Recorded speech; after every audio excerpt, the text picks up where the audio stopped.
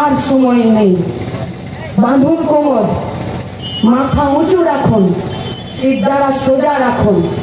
বিনা লড়াইয়ে কাউকে 1 ইঞ্চি জমি ছেড়ে দেওয়া যাবে না, তাতে যা হয় দেখা যাবে।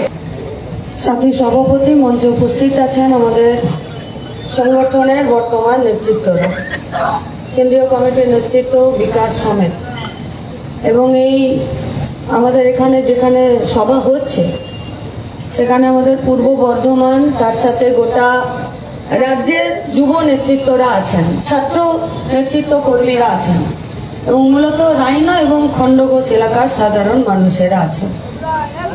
আমরা সংগঠনের পক্ষ থেকে, লড়াই আন্দোলনের পক্ষ থেকে আপনাদেরকে লাল সালাম জানাচ্ছি। লাল সালাম জানাচ্ছি এখানকার এলাকার সাধারণ মানুষকে। ওই সকাল থেকে ওয়ারি থেকে শুরু করা, তারপরে মাঝখানে প্রায় 3000 যারা হেঁটেছেন তাদের খাবার দাবারের ব্যবস্থা করা একদম নিজেদের বাড়ির মধ্যে থেকে, তারপরে আবার হেঁটে এসে এখানে শেষ নয়, আগামীকাল সমাবেশ হবে, যে সমাবেশে আমাদের সংগঠনের প্রাক্তন সর্বভারতীয় সম্পাদক কমরেড মোহাম্মদ সেলিম, আমাদের প্রাক্তন রাজ্য সম্পাদক কমরেড আবাস রায় চৌধুরী, ওনারা সেই সমাবেশে বক্তৃতা করবেন বর্ধমান স্টেশনে চত্বরে। সেখানে আপনাদের কাছে আমাদের আবেদন, কাল সকালে দুপুর বেলায় তেলিপুকুর থেকে আমাদের ফিরে পদযাত্রা শুরু হবে, সেখানে আসুন মেলা। আমরা কেন করলাম, কেন ডিওয়াইফাই পশ্চিমবঙ্গ রাজ্য কমিটি আজকে সকাল থেকে বটুকেশ্বর দত্তের ভিটে মাটি থেকে এই পদযাত্রা শুরু করলো, কেন? ইতিহাস মনে করতে হয়, ফিরে ফিরে নিজেদের উৎস জানতে হয়, কোথা থেকে এসেছি, কোথায় দাঁড়িয়ে আছি, কোথায় যেতে চেয়েছিলাম, আজকে কোন দিকে যাচ্ছি। তাই ইতিহাস যদি জানতে না পারি তাহলে ঠিক কোথায় দাঁড়িয়ে আছি, কোথায় যাবার কথা ছিল, আর কোথায় কোন দিকে আমাদের গাড়িটা ঘুরিয়ে দিয়েছে, আসলে আমাদের দেশের, আমাদের ভবিষ্যতের গাড়িটা কোন দিকে যাওয়ার কথা, সেটা না জানতে পারলে মুশকিল হয়ে যাবে। আচ্ছা, এটা ডিওয়াইফাই পশ্চিমবঙ্গ রাজ্য কমিটিকে কেন করতে হলো? দেশের সরকার আছে, শিক্ষা ব্যবস্থা আছে, রাজ্যের সরকার আছে, তারা কেন করছেন না? কারণ তারা ইতিহাসকে ভুলিয়ে দিতে চাইছে, ইতিহাসকে গোলমাল করে দিতে চাইছে, যা পড়ে বড় হয়েছি সেটা ভুলিয়ে দিতে চাইছে। আমরা এটা ভুলে যেতে পারি যে মানুষের জন্ম বানরের প্রজাতির থেকে হয়েছে। এখনো তো যারা বানর হনুমান আছে তাদের তো হাতের আঙুলগুলো সব এরকম ফাঁকা নয়, আলাদা আলাদা হাতের আঙুলগুলো না, তো জড়ো করা আছে। কি করে হলো? কোথায় গেল লেজটা, কোথায় গেল হাতটা, কেন এরকম হলো? এই সব কিছুর মূলে আছে আমাদের গতর খাটানোর ইতিহাস। গাছের ডাল ধরে ঝুলতে হবে, 4টা আঙুল থেকে 1টা আঙুল আলাদা হয়েছে, এ গাছ থেকে ও গাছ ঝাঁপ দিতে হবে, তার জন্য শরীরের গঠন। মানুষ 4 পায়ে যখন বানরের প্রজাতির মতন হাঁটতো, সেখান থেকে 2 পায়ে হাঁটছে, লেজটা নেই, চাষ করতে শিখেছে, আগুন জ্বালাতে শিখেছে, কলকারখানা চালাতে শিখেছে, আঙুলগুলো ফাঁক হয়েছে, মাথাটাতে বুদ্ধি হয়েছে। আর আজকে তো সবার হাতে এখন পর্যন্ত অ্যান্ড্রয়েড ফোন আছে, 5G নেটওয়ার্ক চলছে, এআই চলে এসেছে। আগামী দিনে বোধহয় গাড়ি চালানোর জন্য কতগুলো ড্রাইভার লাগবে, সেই ড্রাইভার তার কাজ পাবে কিনা কেউ জানে না। আগে এই খণ্ডঘোষ রাইনাতে যারা বসে আছেন, নিজেরা বলুন না কি ইতিহাস, কি করেছে আপনারা? হালে হলুদ জুড়েছে, মাটি চষেছে, নিজেরা হাতে করে বীজ ছড়িয়েছে, সার দিয়েছে, তারপরে নিজেরা কাস্তে নিয়ে সেই ধান কেটেছে, গরুর গাড়িতে চাপিয়েছে, খামার বাড়িতে তুলেছে, ঘরের ধান নিজেরা আলাদা করেছে, নিজেরা ভেঙেছে। আর আজ মেশিন ব্যবহার হচ্ছে, সবটাই মানুষের বুদ্ধির জন্য। কিন্তু আজকে দেশে আমাদের পড়াশোনা সিলেবাস, আমাদের পড়াশোনা করার বইগুলোতে কি লেখা থাকবে এসব ভুলে দিচ্ছে। আমরা যার ভিটে মাটির থেকে পদযাত্রা শুরু করলাম, মধুকেশ্বর দত্ত যারা পার্লামেন্টে ভোট ফেলেছিল কিসের জন্য? সভাপতি কমরেড মাইনাংশু সরকার বলেছে যে बहरों को सुनाने के लिए धमाका जरूरी है, जिन लोगों को सुनाई नहीं देता है उन लोगों को सुनाई देने के लिए जोर से बोलना पड़ता है, इसीलिए वो लोग पार्लियामेंट में बम फेंके थे।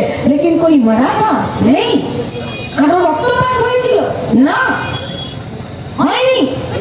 ভগৎ সিং এর সঙ্গে গিয়ে শুধুমাত্র গোটা দেশে ব্রিটিশদেরকে ঘেরানোর যে লড়াই ছিল, সেই লড়াইয়ে গোটা দেশে সাধারণ ছাত্র, যুবক, কম বয়সী, মেহনতি, কৃষক, শ্রমিক তাদেরকে আরো বেশি উদ্বুদ্ধ করার জন্য এই কাজ করেছিলেন। আর আজকে দেশের সরকার, রাজ্যের সরকার নির্লজ্জ বেহায়ার মতন এই ভগৎ সিং, মধুকেশ্বর দত্তদেরকে বলছে যে এরা আতঙ্কবাদী ছিল, এরা সন্ত্রাসবাদী ছিল। তাহলে আজকে ডিওয়াইএফআইয়ের কাছে, আজকে বামপন্থীদের কাছে সবথেকে বড় দায়িত্ব হলো নিজেদের দেশের, নিজেদের অতীত, নিজেদের ঐতিহ্যকে ফিরে সাধারণ মানুষের কাছে জানানো। তাই আমরা বটুকেশ্বর দত্তের ভিটে মাটির থেকে শুরু করেছি। তাহলে আমাদের মাটি হলো বটুকেশ্বর দত্তের মাটি, আমাদের মাটি হরিকৃষ্ণ কুমারদের মাটি, আমাদের মাটি এদেশের বামপন্থী আন্দোলনের মাটি, আমাদের এই পশ্চিমবঙ্গের মাটি তেভাগান আন্দোলনের মাটি, আমাদের মাটি যাদের কুকুর বেড়ালদের নামে জমি লিখে রেখেছিল, তাদের পেটে হাত ধরে জমি বাদ করে গরিব মানুষকে বিলিয়ে দেওয়ার জন্য বামফ্রন্ট সরকারের ইতিহাস, তার মাটি। আর সেই মাটির এই খণ্ডঘোষ, রাইনার কমরেডরা, কর্মীরা, সাধারণ মানুষরা দুর্বল হতে পারে না। বটুকেশ্বর দত্তরা ভগৎ সিংদেরকে খেদিয়ে দিয়েছিল, আর আমাদেরকে দামোদরের বালি আর মাটি বাজারের গুন্ডা তৃণমূল বিজেপিদেরকে খাটাতে হবে। এই মাটি আমাদের কাছে এই চ্যালেঞ্জ চাইছে। কি হবে তো? হবে তো? নিজের বুকে হাত রেখে বলেন তো, এই খাকি উর্দি পরে যে সরকারি গুন্ডাগুলো দাঁড়িয়ে আছে, এখন গাড়ি পার করছে, এরা যদি চোখ খুলে থাকতো দামোদরের বালি পাচার হতো? হতো বালি পাচার? তাহলে এদেরকে আমরা আমাদের ট্যাক্সের টাকাতে বেতন দিই কি? এদের বইয়ের গয়না আমাদের রক্ত ঘামের টাকায় হয়, এদের ছেলেপুলেরা আমাদের টাকায় লেখাপড়া করে। কোনো অন্যায় নয়, এটাই নিয়ম। কিন্তু তার জন্য তো বাবা গুন্ডাদের বিরুদ্ধে, বালি মাফিয়ার, মাটি মাফিয়াদের বিরুদ্ধে তো দাঁড়াতে হবে। ওদেরকে দেখে সেলাম ঠুকলে তো হবে না, হবে? তাহলে পুলিশ যদি পুলিশের কাজ না করে, তাহলে সামনে বড় লড়াই, নির্বাচনও আসছে। এই বালি মাটির মাফিয়াদের চুরির টাকাতে এরা তৃণমূল আর বিজেপির গুন্ডাগুলো পোষে, যারা লোধনা গাঁয়ের দুঃখীরাম ডাল আর ফজল হকদেরকে খুন করেছিল। তাদের রক্তের শপথ, এদেরকে শান্তিতে বসতে দেওয়া যাবে না। তার বদলা নয়, কিন্তু এই মাটিতে শান্তি প্রতিষ্ঠা করতে হবে। তাই পুলিশ যদি পুলিশের কাজ না করে, খণ্ডঘোষ, রাইনার কমরেডদেরকে মুক্তি দিয়ে দুঃখীরাম ডাল আর ফজল হকদের মাটিতে দাঁড়িয়ে নিজেদের কাজ নিজেদেরকে করতে হবে। করবেন তো? ভয় পাবেন না তো? আরে কাকে ভয় পাবেন? খেটে খায়, কেউ বাড়ি এসে চালের বস্তা দিয়ে যায় না। খাটি তবে খায়, আর যখন খেটে খায় তখন किसी का पाप से नहीं डरते हैं। যে লড়াই করবে সেই লড়াইটা চলবে। কেন লড়তে হচ্ছে তৃণমূল বিজেপির বিরুদ্ধে? মোদি দেখতে খারাপ হলে? কেন লড়তে হচ্ছে তৃণমূলের বিরুদ্ধে? মমতা দেখতে খারাপ হলে? এদের সাথে কোনো ব্যক্তিগত শত্রুতা আছে আমাদের? এই গোটা এলাকার বাংলাদেশ সম্পত্তি নিয়ে দেশের সরকারটা যে বিল নিয়ে এলো, মুসলিম সম্প্রদায়ের তাদের যে জমি, তাদের যে ধান, তাদের যে সমস্ত কাজের জন্য জমির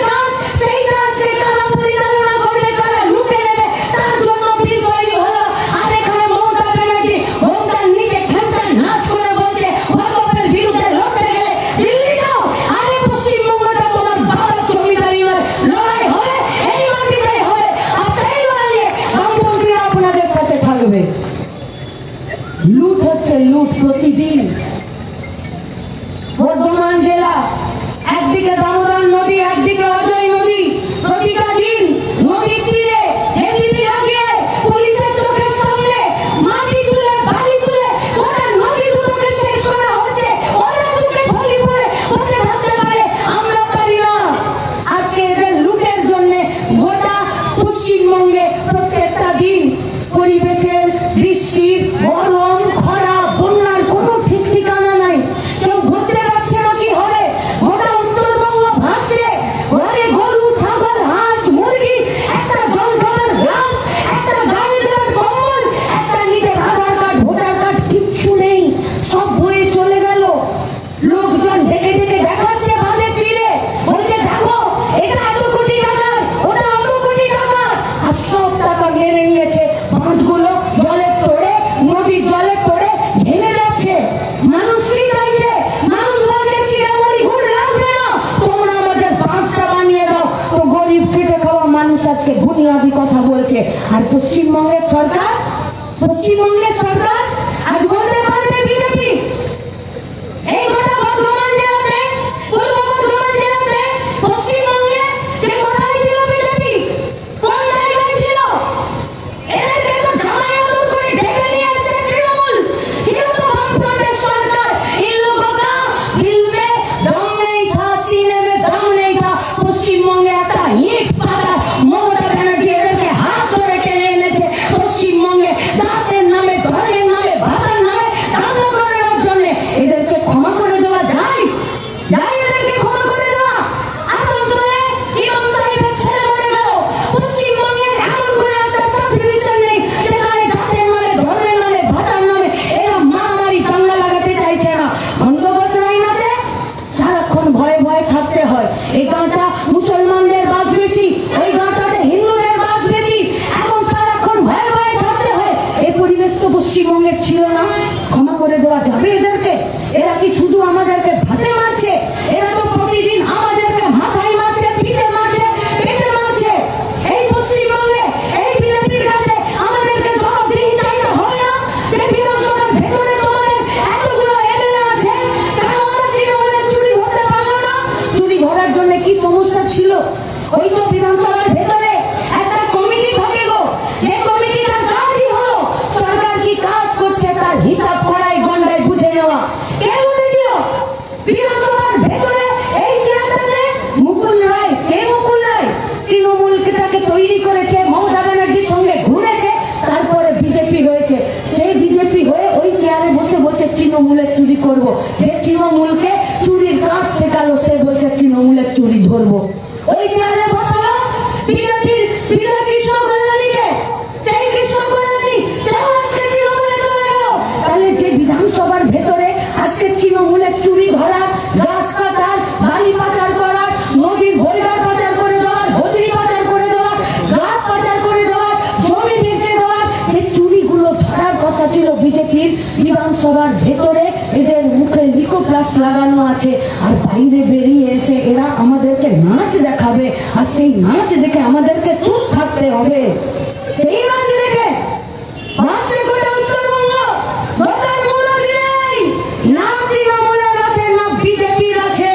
ভুগলে মানুষ পেদিয়ে বৃন্দাবন দেখিয়ে দেবে। তাই রোডে রোডে ঘুরে ফিরে ফিরে আসছে কলকাতা। নেই ঢোকার জায়গা ওদের। বামপন্থীরা যাচ্ছে, মানুষ সাদরে তাদেরকে বুকে টেনে নিচ্ছে। মানুষের উপরে বিশ্বাস রাখতে হয়। সেই বিশ্বাসের উপরে দাঁড়িয়ে আমরা কাজ করছি, মানুষের বিশ্বাসের উপরে। এই গোটা এলাকা জুড়ে আমরা জানি সন্ত্রাস ছিল, এখনো সন্ত্রাস আছে।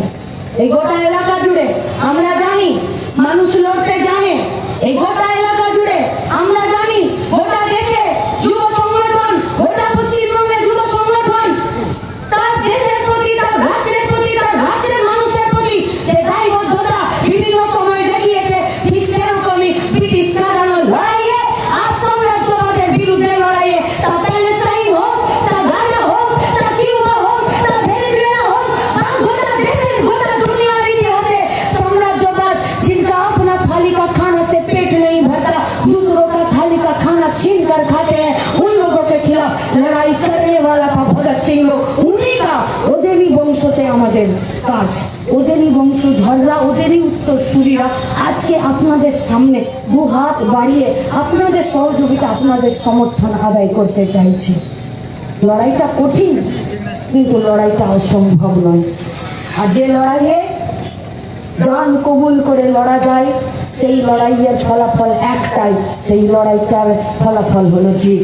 তাই খণ্ডঘোষ, রায়না এই এলাকাতে আমাদেরকে জিততে হবে। আর জেতার জন্য যা করার নিজের নিজের বুথে দাঁড়িয়ে নিজেদের কোমর বেঁধে তৃণমূল, বিজেপি আর এদের গুন্ডা বাহিনীর বিরুদ্ধে লড়াই করতে হবে।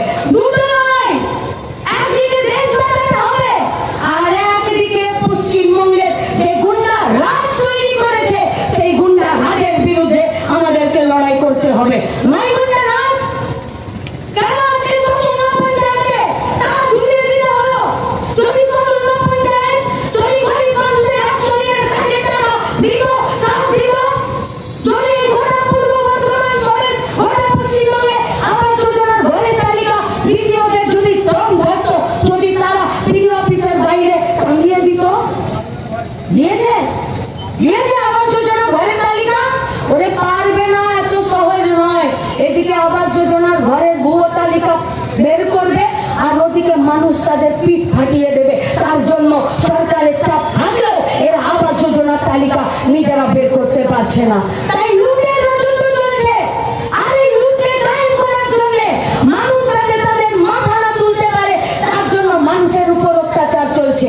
গায়ে কাজ দেব না, যেখানে কাজ করে কাজ কাটিয়ে দেবো, গাড়ি ভক্তর আছে কাটিয়ে দেবো, কোন সরকারি প্রকল্প আছে কাটিয়ে দেবো, পুলিশকে নিজেদের পকেটে পুরে নিয়ে মিথ্যে মামলা, মিথ্যে কেস।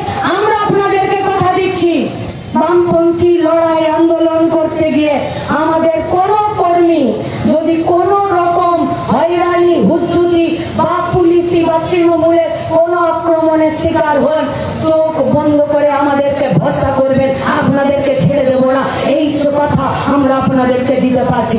কিন্তু লড়াইটা হবে বুথে, লড়াইটা হবে ক্ষেতের আলে, লড়াইটা হবে এই যে কোল্ড স্টোরেজ গুলো আছে তাদের গেটে, লড়াইটা হবে মিলের গেটে, লড়াইটা হবে দামোদরের নদীর তীরে, লড়াইটা হবে গোটা পশ্চিমবঙ্গের সরকারি স্কুলগুলোর বাইরে, লড়াইটা হবে গোটা পশ্চিমবঙ্গের সরকারি স্কুলগুলোকে বাঁচানোর, লড়াইটা হবে আমাদের কারখানাগুলোকে রক্ষা করার, নতুন করে কারখানাগুলোকে চালু করার। তাই এই লড়াইটা খুব একটা সহজ লড়াই নয়, কিন্তু এই লড়াইটা জেতাটাও কোনো অসম্ভব নয়। অসম্ভব নয় বলেই তো হাঁটছে, অসম্ভব নয় বলেই তো সসংলার গেটে তালা পড়ছে, সহজ নয় বলেই তো খেদিয়ে দিয়ে নিজেদের জমির অধিকার নিজেরা লাল ঝান্ডা পুঁতেই আদায় করে নিচ্ছে, সহজ নয় বলেই তো তুরতুরি চা বাগানও নিজেরা খুলিয়ে নিচ্ছে, দুর্গাপুরের কারখানাতে বের করে দেওয়া শ্রমিকদেরকে ফিরে কাজে বহাল করাচ্ছে। তাই লড়াই করতে পারলে যেটা চাই, আর আমরা জিতবো। রায়না খণ্ডঘোষের মাটিতে বটুকেশ্বর দত্ত, হরেকৃষ্ণ কুমাররা শিখিয়েছে, দেশও বাঁচাতে হয়, নিজের জমি, নিজের ভিটে, নিজের পাড়াও বাঁচাতে হয়। তাই নিজের জমি, নিজের দেশ, নিজের ভিটে, নিজের সম্মান, নিজের ভবিষ্যৎ বাঁচানোর লড়াইয়ে গোটা পূর্ব বর্ধমান সহ রায়না খণ্ডঘোষের কমরেডদের কাছে, কর্মীদের কাছে, সাধারণ মানুষের কাছে আমাদের আবেদন, প্রস্তুত হন, প্রস্তুত। আর সময় নেই, বাঁধুন কোমর, মাথা উঁচু রাখুন, সিদ্ধারা সোজা রাখুন। বিনা লড়াইয়ে কাউকে 1 ইঞ্চি জমি ছেড়ে দেওয়া যাবে না, তাতে যা হয় দেখা যাবে, কে সামনে আছে দেখা যাবে না। এই লড়াইয়ে গোটা পূর্ব বর্ধমান সহ পশ্চিমবঙ্গের ছাত্র যুবরা আপনাদের সাথে আছে। সেই লড়াইয়ে প্রত্যেকটা দিন মাটিতে সামিল হওয়ার আহ্বান জানাচ্ছি। আর মাটিতে টিকে থাকতে গেলে পরিশ্রম করতে হয়, মাটিতে দাঁড়িয়ে থাকতে গেলে আক্রান্ত হতে হবে, মাটিতে দাঁড়িয়ে থাকতে গেলে মেজাজ ঠিক রাখতে হবে, মাটিতে দাঁড়িয়ে রাখতে গেলে সাহসটাকে পুটুলি করে আর পকেটে সারাক্ষণ ভরে রাখতে হবে, মাটিতে দাঁড়িয়ে থাকতে গেলে ভয়কে তুড়ি মেরে দূরে সরিয়ে দিতে হবে। ভগৎ সিং, বটুকেশ্বর দত্ত, হরেকৃষ্ণ কুমাররা আমাদেরকে শিখিয়েছেন। যে ভয়কে জয় করতে পারে, যে লড়াইয়ের সামনের সারিতে থাকতে পারে, যেটা একমাত্র তাদেরই রেজাল্ট। আর রেজাল্টে জিত হাসিল করার জন্য আপনারা আমরা সবাই মিলে একসাথে মাটিতে থেকে এই লড়াইয়ের জিত হাসিল করার লড়াইয়ে আপনাদেরকে সামিল হবার আহ্বান জানিয়ে আমার কথা শেষ করছি। ইনকালাব জিন্দাবাদ, রিভাইভ ভাই জিন্দাবাদ।